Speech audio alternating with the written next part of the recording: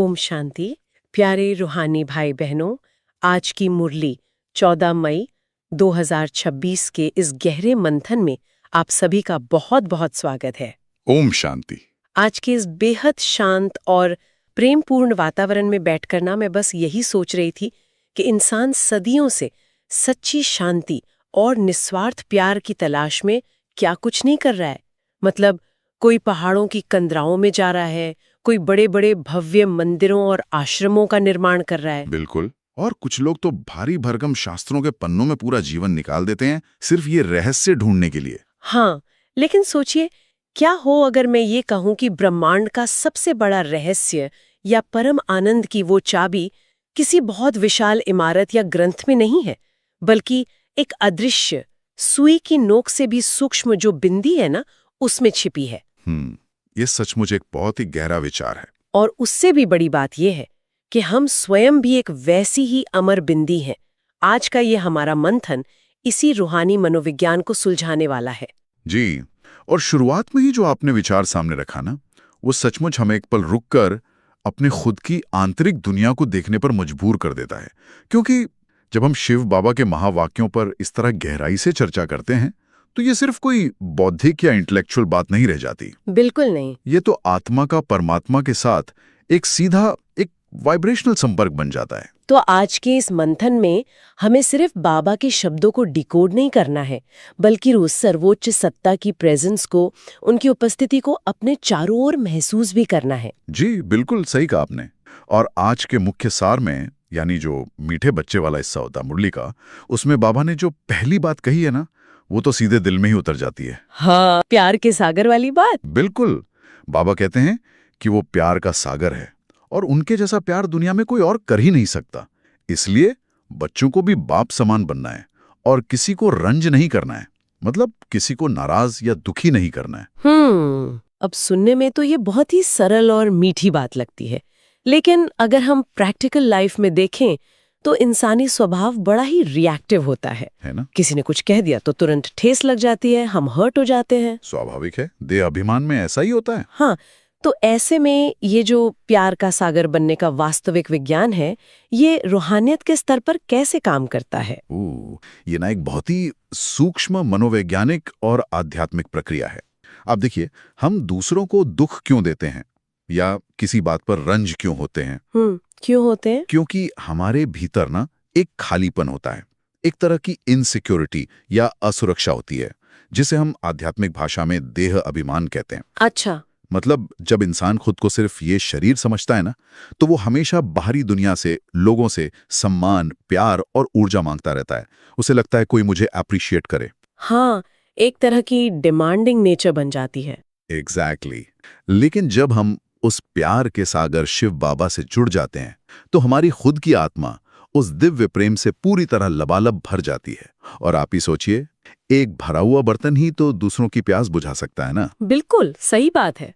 जो खुद खाली है वो दूसरे को क्या देगा। जी, तो बाबा हमें यही तो समझा रहे हैं कि सच्ची रूहानियत किसी जंगल में जाकर आंख बंद करके बैठना नहीं है, बल्कि अपने रोजमर्रा के जीवन में, घर परिवार में, ऑफिस में हर आत्मा के साथ व्यवहार करते हुए उन्हें वो निस्वार्थ प्रेम देना है। क्योंकि जब आत्मा भरपूर होती है तो उसके संकल्प और कर्म से किसी को दुख पहुंच ही नहीं सकता। बिल्कुल। ये तो वही बात हो गई कि अगर एक प्याला पहले से ही एकदम साफ और मीठे पानी से पूरा भरा हुआ है तो उसमें कड़वाहट की एक बूंद भी नहीं समा सकती। वाह, बहुत ही सुंदर उदाहरण दिया आपने। और इसी आंतरिक स्थिति से जुड़ा है आज की मुरली का प्रश्नोत्तर।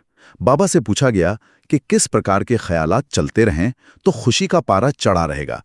खुशी का पारा। जी, और बाबा ने बहुत ही स्पष्ट उत्तर दिया है कि हमें ये सोचना है कि हम ज्ञान रत्नों से अपनी झोली भर रहे हैं और हमारा ब्राह्मण कुल सबसे उत्तम है और हम सच्ची सत्यनारायण की कथा यानी अमर कथा सुनते और सुनाते हैं। जी, इस उत्तर में ये जो खुशी का पारा शब्द आया है ना, यानी खुशी का थर्मोमीटर, ये रूहानी मार्ग में बहुत ही महत्वपूर्ण शब्द है। बिल्कुल। और मुझे यहाँ ना एक बड़ा ही आधुनिक सा उदाहरण याद आ रहा है। जैसे हमारे स्मार्टफोन की बैटरी होती है ना। हाँ। अगर फोन के बैकग्राउंड में बहुत सारे बेकार के एप्स चल रहे हो तो बैटरी कितनी तेजी से ड्रेन हो जाती है। एकदम सही। हमें पता भी नहीं चलता और बैटरी खत्म। बस उसी तरह जब हम अपनी चेतना को, अपने ख्यालात को बाहरी दुनिया की छोटी छोटी घटनाओं में या लोगों की फालतू बातों और चुनौतियों में उलझा देते हैं ना, तो हमारी खुशी की बैटरी, या बाबा के शब्दों में कहें तो खुशी का पारा तेजी से गिरने लगता है। बिल्कुल। तो ऐसे में दिन भर की उथल पुथल में इस पारे को स्थिर रखने का मैकेनिज्म क्या है? आपने जो बैटरी वाला उदाहरण दिया ना, वो बिल्कुल सटीक है। अब देखिए, बाहरी दुनिया एक कंपास की तरह होती है। कंपास? हाँ, जैसे कंपास की सुई किसी भी बाहरी चुंबकीय प्रभाव से भटक जाती है ना, थोड़ा सा मैग्नेट पास लाओ तो सुई हिलने लगती है। हाँ, डिफ्लेक्ट हो जाती है। बिल्कुल। लेकिन बाबा ने जो ख्यालात आज बताए हैं कि हम ईश्वरीय विद्यार्थी हैं, भगवान हमें पढ़ा रहे हैं, हम सर्वोच्च ब्राह्मण कुल के हैं, ये सारे संकल्प हमारे भीतर एक जायरोस्कोप की तरह काम करते हैं। अरे वाह, जायरोस्कोप? हाँ, जायरोस्कोप का विज्ञान ही यही है कि बाहर चाहे कितनी भी उथल पुथल हो, वो अपना आंतरिक संतुलन कभी नहीं खोता। ये तो बहुत ही डीप पॉइंट है। तो जब हम ये सच्ची अमर कथा सुनते हैं तो हमें तुरंत याद आता है कि ओ, मैं ये नाशवान देह नहीं हूं, बल्कि मैं एक अमर आत्मा हूं, और यही अमरत्व की स्मृति वो जायरोस्कोपिक शक्ति है जो बाहरी परिस्थितियों के प्रभाव को खत्म कर देती है। मतलब जब पूरा ध्यान इस बात पर हो कि स्वयं भगवान मुझे पढ़ा रहे हैं, तो दुनिया की कोई भी छोटी मोटी बात हमें दुखी कर ही नहीं सकती। बिल्कुल नहीं कर सकती। और जब हम इस आंतरिक स्थिरता और आत्मा के सूक्ष्म स्वरूप की बात कर रहे हैं ना, तो मुझे आज की चर्चा के उस हिस्से पर आना है जो मुझे व्यक्तिगत रूप से सबसे ज्यादा चौंकाने वाला लगता है। अच्छा, कौन सा ऐसा? जो बाबा ने याद की मीठी यात्रा और बिंदी के स्वरूप की बात की है। मतलब बाबा कहते हैं शिव बाबा भी बिंदी और आत्मा भी बिंदी। लेकिन एक मिनट, यहाँ ना एक बहुत बड़ा सवाल खड़ा होता है। बताइए। देखिए, ये कहना बहुत आसान है कि एक सूक्ष्म बिंदु को, पॉइंट ऑफ लाइट को याद करो, लेकिन इंसानी दिमाग को तो सदियों से भव्यता की, मूर्तियों की और आकारों की आदत है ना। हाँ, ये तो है। हमारा मनोविज्ञान, हमारी साइकोलॉजी विजुअल चीजों से ही जुड़ पाती है। अब एक साधारण इंसान जो अपनी रोजमर्रा की परेशानियों से घिरा हुआ है, वो अचानक से आंखें बंद करके एक अदृश्य बिंदी पर एकाग्र कैसे हो सकता है? मतलब ये तो मन के स्वाभाविक काम करने के तरीके के ही एकदम खिलाफ लगता है। आपकी ये उलझन बहुत ही स्वाभाविक है, और सच कहूं तो शुरुआत में हर ब्राह्मण बच्चे को ये मुश्किल आती ही है। और इसका सबसे बड़ा कारण क्या है? हमारा पुराना देह अभिमान। कैसे? देखिए, हमारा जो भौतिक दिमाग है ना, ब्रेन, वो इस दुनिया की फिजिकल चीजों को प्रोसेस करने के लिए ही बना है। इसलिए वो हर चीज को एक आकार, एक रंग रूप देना चाहता है। हाँ, इमेजेस में सोचता है। जी। लेकिन बाबा यहाँ हमें दिमाग की हदों से परे जाकर आत्मा यानी चेतना के स्तर पर सोचने को कह रहे हैं। बाबा बहुत गहराई से समझाते हैं कि जब तुम देह के भान में होते हो, तब तुम्हें बड़े बड़े आकार और चित्र चाहिए। लेकिन जरा सोचिए, इस रथ को यानी इस शरीर को चलाने वाला असली मैं कौन हूं? मैं भी तो एक सूक्ष्म बिंदी ही हो ना। जैसे बाबा कहते हैं कि वही प्रेसिडेंट है, वही नौकर है, सारा पाठ तो ये आत्मा ही बजाती है शरीर में रह के। बिल्कुल, आत्मा निकल जाए तो शरीर मिट्टी है। एग्जैक्टली। तो जब एक आत्मा यानी एक बिंदी अपनी ओरिजिनल अवस्था में टिक जाती है, तो उसे उस परम बिंदी को याद करने के लिए किसी बड़े चित्र या आकार की जरूरत ही नहीं पड़ती। बिंदी ही बिंदी को याद करेगी ना। ये बहुत ही सूक्ष्म बात है, लेकिन इसकी महिमा बहुत भारी है। यानी अगर हम भगवान को बाहर उनके विराट रूप में या आकारों में ढूंढेंगे तो हमारा दिमाग थकेगा ही थकेगा। बिल्कुल थकेगा। लेकिन अगर हम पहले खुद को बिंदु रूप में महसूस कर लें तो एकदम पॉइंट टू पॉइंट कनेक्शन जुड़ जाएगा। ज्योति बिंदु आत्मा समझ लेते हैं ना, तो ये बात बहुत गहराई से समझ आ जाती है कि शिव बाबा जो ज्ञान और शांति के अथाह सागर हैं, वो भी एक सूक्ष्म बिंदी ही है। और ये कोई साधारण बिंदी नहीं है, ये ऊर्जा का, पावर का वो सुप्रीम केंद्र है जिसमें पूरे ब्रह्मांड का ज्ञान समाया हुआ है। सच में कितनी असीमित शक्ति है उस एक छोटी सी बिंदी में। और पता है, जब कनेक्शन ही पॉइंट टू पॉइंट है, बहुत ही सूक्ष्म है, तो फिर ईश्वरीय सेवा करने का तरीका भी बिल्कुल अलग ही होना चाहिए। हाँ, बिल्कुल। क्योंकि दुनिया तो यही सोचती है कि भगवान को खुश करना है तो बहुत बड़े बड़े भव्य मंदिर बनाओ, विशाल धर्मशालाएं खोल दो, भारी भरकम इमारतें खड़ी कर दो। जी, दुनिया का तरीका तो यही है। लेकिन बाबा की श्रीमत एकदम अलग है। बाबा ने आज साफ कहा कि ये पुरानी दुनिया अब थोड़ा समय ही बची है, इसलिए बाहर पैसा खर्च करके बड़ी बड़ी इमारतें बनाने के बजाय अपने ही घर के एक कमरे में हॉस्पिटल कम यूनिवर्सिटी खोल लेनी चाहिए। हॉस्पिटल कम यूनिवर्सिटी। पर यहाँ फिर से एक सवाल उठता है मन में। बड़े बड़े मंदिर या इमारतें तो लोगों को दूर से आकर्षित करते हैं ना, उनकी भव्यता देखकर लोग प्रेरित होकर अंदर जाते हैं। एक साधारण से घर के एक कमरे से वो प्रभाव कैसे पड़ेगा लोगों पर? ये बहुत ही प्रैक्टिकल सवाल है, लेकिन हमें ये समझना होगा कि बाहरी भव्यता या चकाचौंध इंसान को कुछ पल के लिए अट्रैक्ट तो कर सकती है, उसे थोड़ी देर की मानसिक शांति दे सकती है, लेकिन क्या वो उसकी आत्मा की गहराई का इलाज कर सकती है? नहीं, वो तो सिर्फ बाहर का प्रभाव है। बिल्कुल। बाबा हमें वास्तविकता यानी रियलिटी से रूबरू कराते हैं। आज दुनिया में आप देखिए, शारीरिक बीमारियों के लिए तो बड़े बड़े 5 स्टार अस्पताल खुल गए हैं। हाँ, हर गली में है। उनका इलाज किस अस्पताल में होगा? दुनिया के किसी डॉक्टर के पास है इसका इलाज? नहीं, किसी के पास नहीं। इसीलिए बाबा इसे रूहानी हॉस्पिटल कहते हैं, जहां कोई दवा नहीं दी जाती, बल्कि रूहानी वाइब्रेशन से, योग की शक्ति से विकारों का परमानेंट इलाज होता है। वाइब्रेशंस का इलाज। और इसे यूनिवर्सिटी क्यों कहा?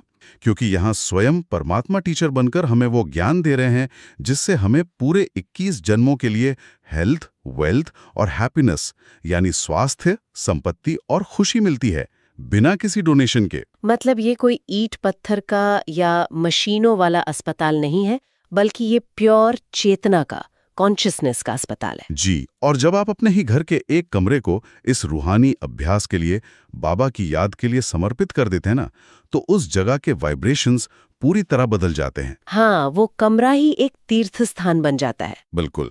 वहां का शुद्ध वायुमंडल ही आने जाने वाली आत्माओं को एक अतीन्द्रिय शांति का अनुभव कराता है।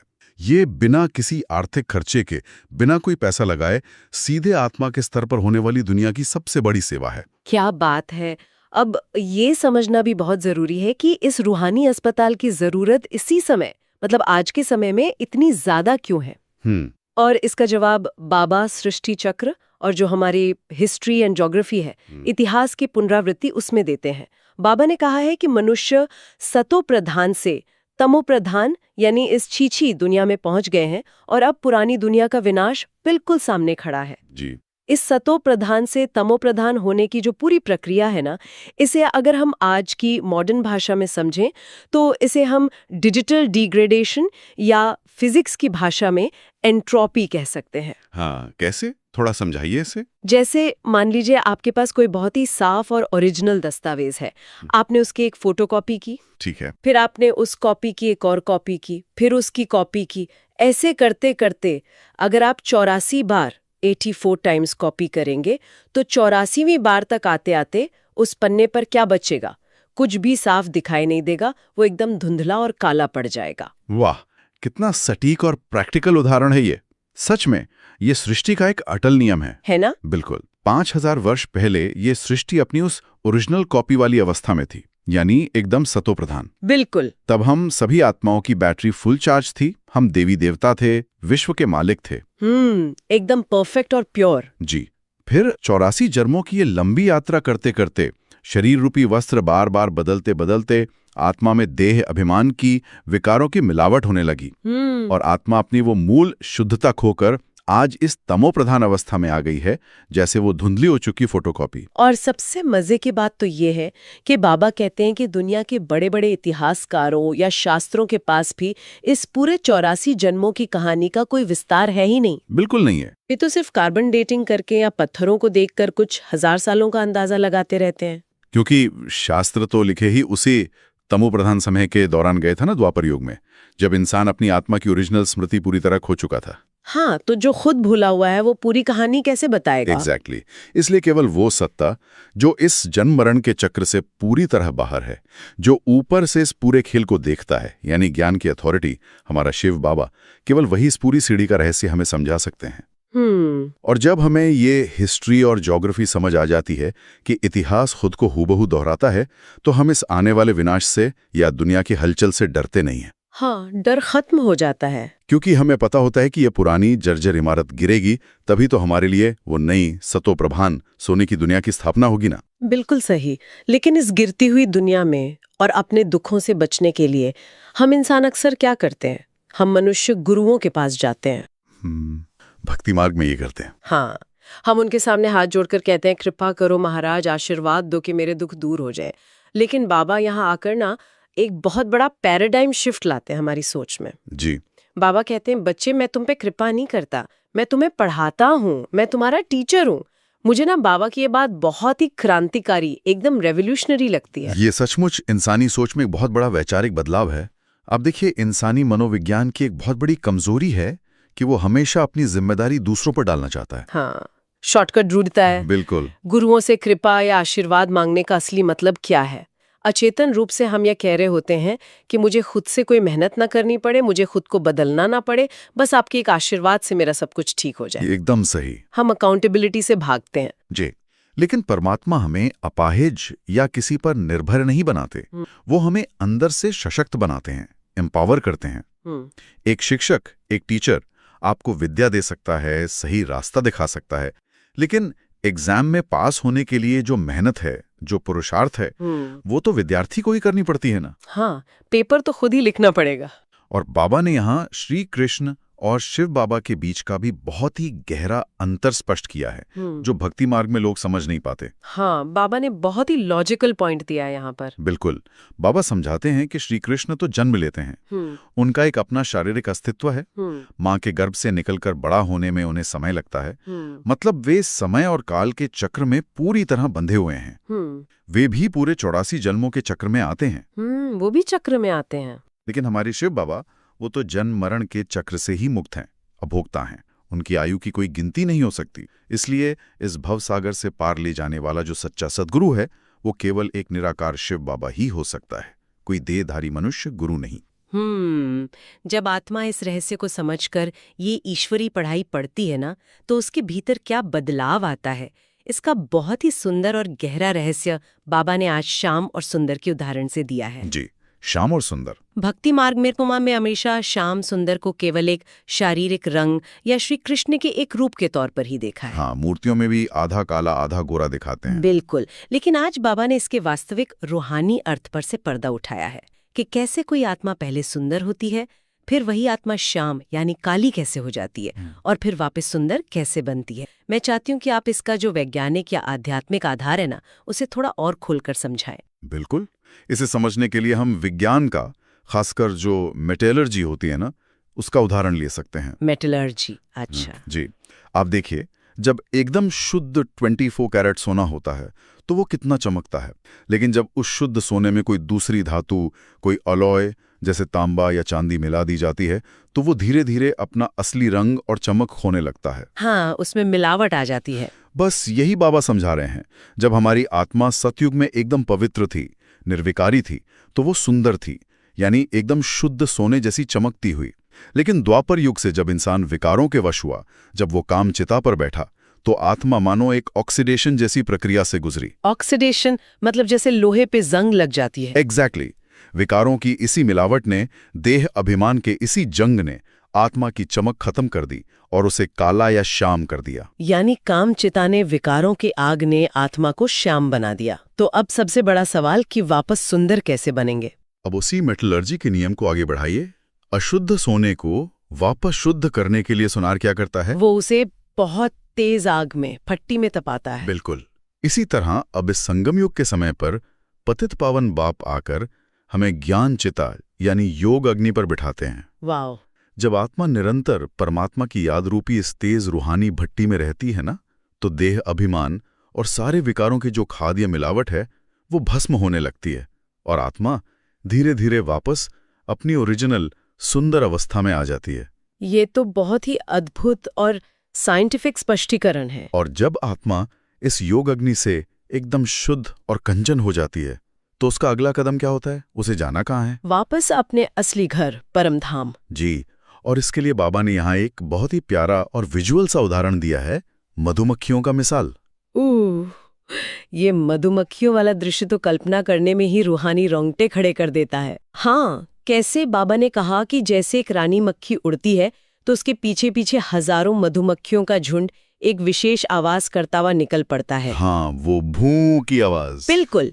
ऐसे ही जब शिव बाबा रूपी हमारी रानी मक्खी जो सुप्रीम है, वो हमें वापस परमधाम ले जाने आएंगे, तो हम सब आत्माएं भी ज्ञान की भूं भूं करते हुए उनके पीछे पीछे उड़ चलेंगी। जी, और ये कोई शारीरिक उड़ान तो होगी नहीं जिसके लिए पंख चाहिए।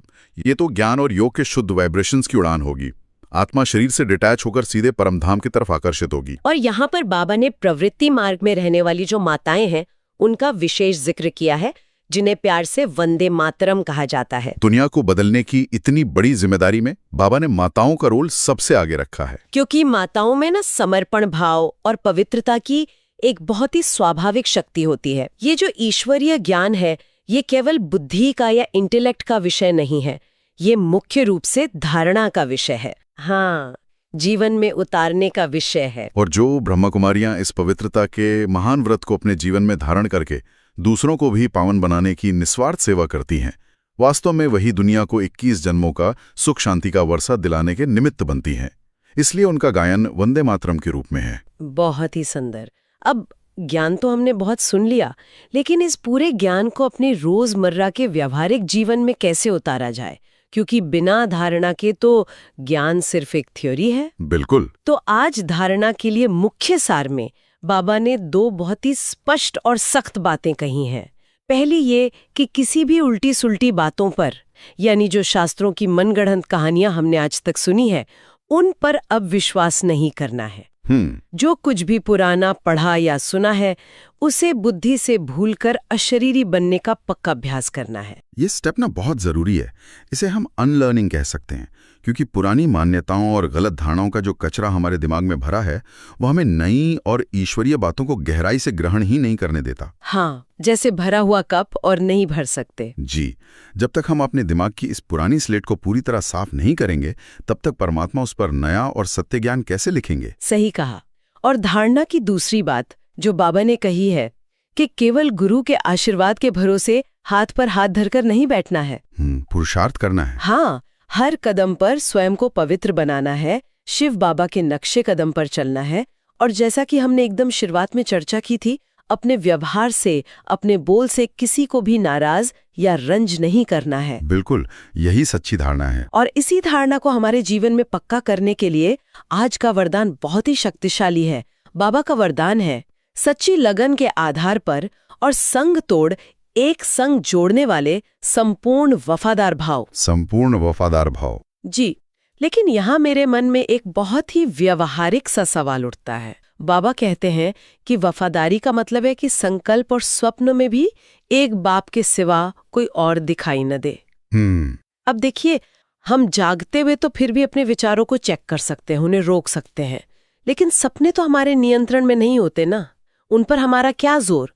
तो फिर सपनों में भी बाबा के प्रति वफादार कैसे रहा जाए? ये सवाल बहुत लोगों के मन में आता है, लेकिन अगर हम इसे मनोविज्ञान के नजरिए से देखें, जो हमारी सबकॉन्शियस प्रोग्रामिंग होती है, तो बात साफ हो जाती है। सबकॉन्शियस प्रोग्रामिंग कैसे?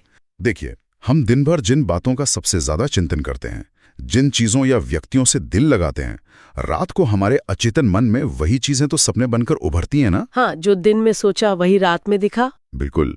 अगर हम दिन भर देहधारियों के बारे में सोचेंगे, दुनिया के आकर्षणों, चिंताओं या गैजेट्स में डूबे रहेंगे, तो सपने भी वैसे ही व्यर्थ आएंगे।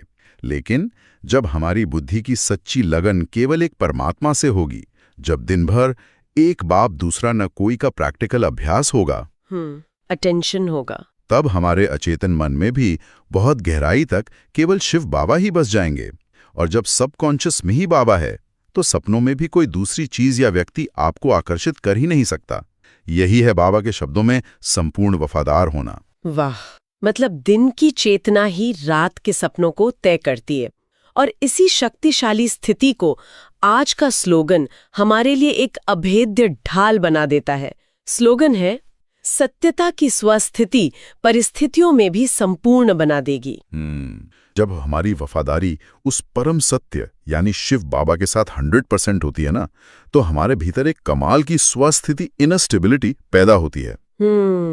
आंतरिक शक्ति। फिर बाहर चाहे कैसी भी आंधी आए, लोग निंदा करें या प्रकृति की कोई बड़ी हलचल हो, ये जो आंतरिक सत्य है, ये आत्मा को कभी डगमगाने नहीं देता। बल्कि मजे की बात तो ये है कि ये कठिन परिस्थितियां उसे और निखार कर संपूर्ण बना देती हैं। और इसी निरंतर स्थिरता की ओर आज के अव्यक्त इशारे भी हमें इशारा कर रहे हैं। अव्यक्त बाप दादा कहते हैं, सदा अचल, अडोल, एकरस स्थिति का अनुभव करो। एकरस स्थिति। और बाप दादा ने आगे बताया है कि ये कैसे होगा, जब हमारी बुद्धि का तार, हमारा संबंध केवल एक ऊंचते ऊंच बाप से जुड़ा होगा। जहां भी बुद्धि का संबंध किसी दूसरी जगह जुड़ा, वहीं हमारी एकाग्रता और ये एकरस अवस्था टूट जाएगी। ये तो बिल्कुल वैसा ही है जैसे पुराने जमाने में रेडियो का सिग्नल होता था। रेडियो की ट्यूनिंग। अगर रेडियो की ट्यूनिंग बिल्कुल एक सही फ्रीक्वेंसी पर सेट है तो आवाज एकदम साफ और क्लियर आएगी, बिना किसी डिस्टर्बेंस के। लेकिन अगर वो ट्यूनिंग थोड़ी सी भी हिली और दो फ्रीक्वेंसीज के बीच में फंसी तो क्या होता है? सिर्फ खरखर का शोर सुनाई देता है। ऐसे ही हमारी एकरस स्थिति के लिए हमारी बुद्धि की ट्यूनिंग सिर्फ और सिर्फ एक शिव बाबा पर सेट होनी चाहिए। बहुत ही सुंदर और स्पष्ट उदाहरण है ये। तो चलिए अब इस पूरी गहरी चर्चा के सार को अपनी आत्मा के भीतर गहराई तक स्थिर करने के लिए हम स्वमान का अभ्यास करते हैं। जी बिल्कुल। मेरी सभी सुनने वालों से गुजारिश है कि आप जहां भी बैठे हैं, जो भी कर रहे हैं, कुछ पलों के लिए बाहरी दुनिया की हलचल से अपना ध्यान हटा लें। अपने शरीर को बिल्कुल शिथिल और शांत छोड़ दें और अपना पूरा ध्यान अपनी भ्रुकुटी के मध्य में एक चमकते हुए ज्योति बिंदु सितारे पर केंद्रित करें। शांत, एकदम शांत। और भीतर ही भीतर इन रूहानी संकल्पों को गहराई से महसूस करें। मैं एक बाप के प्रति संपूर्ण वफादार आत्मा हूँ। मेरे हर संकल्प और स्वप्न में सिर्फ मेरा शिव बाबा है। सिर्फ शिव बाबा। मैं ज्ञान रत्नों से भरपूर ऊंचते ऊंच ब्राह्मण आत्मा हूँ। स्वयं परमात्मा मेरे शिक्षक बनकर मुझे पढ़ा रहे हैं। मैं ईश्वरीय विद्यार्थी हूँ। मैं सत्यता की स्वस्थिति में स्थित एकदम अचल और अडोल आत्मा हूँ। बाहर की कोई भी परिस्थिति मेरी इस आंतरिक शांति को हिला नहीं सकती। मैं मास्टर सर्वशक्तिवान हूँ। मैं अपने परम पिता शिव बाबा के समान मास्टर प्यार का सागर हूँ। इस असीम शांति को महसूस करना ही सच्ची रूहानियत है। जब हम इन स्वमानों में पूरी तरह स्थित होते हैं ना, तो देह अभिमान की सारी कड़वाहट, सारा तनाव अपने आप पिघलने लगता है और हम ईश्वरीय प्रेम से लबालब भर जाते हैं। सचमुच यह अभ्यास आत्मा को एक अलग ही उड़ान पर ले जाता है। एक बहुत ही प्यारी सी खामोशी आ जाती है अंदर। जी। आज की इस चर्चा को समाप्त करने से पहले मैं चाहूंगी कि हम सब एक विचार पर जरूर गौर करें। जब आज हम यहाँ से अपने घर के कामों में जाएंगे, बाहर निकलेंगे, लोगों से मिलेंगे या अपने ऑफिस में काम करेंगे, तो हमारी नजर क्या देखेगी? हाँ, हमारी दृष्टि कैसी होगी? क्या हम सामने वाले के सिर्फ कपड़ों को, उसके शारीरिक रंग रूप को या उसके ओहदे को देख रहे होंगे, या फिर इन सब से परे उसकी भ्रुकुटी के बीच चमकती हुई उस अमर बिंदी को देखेंगे? यही तो असली पुरुषार्थ है। बिल्कुल। अगर आज पूरा दिन चलते फिरते बात करते केवल उस बिंदु स्वरूप आत्मा को देखने का हमारा नजरिया बन जाए ना, तो शायद ये पूरी दुनिया ही हमें आज स्वर्ग लगने लगेगी। किसी से कोई शिकायत ही नहीं रहेगी। सत्य कहा आपने, एकदम सत्य। तो अगर आज के इस रूहानी मंथन से आपको कोई विशेष प्रेरणा मिली हो या किसी गहरे स्वमान का अनुभव हुआ हो, तो उसे अपने जीवन में, अपनी धारणा में जरूर उतारें और अपने व्यवहार से दूसरों को भी प्रेरित करें। जी। आप अपने विचार या अपने रूहानी अनुभव कमेंट में जरूर साझा करें, ताकि उन्हें पढ़कर अन्य आत्माओं को भी आगे बढ़ने की शक्ति मिले। बिल्कुल। एक दूसरे का उमंग उत्साह बढ़ाना भी सेवा है। याद रहे, आपका हर एक शुभ संकल्प ही इस विश्व कल्याण की सबसे बड़ी सेवा है। ओम शांति। ओम शांति।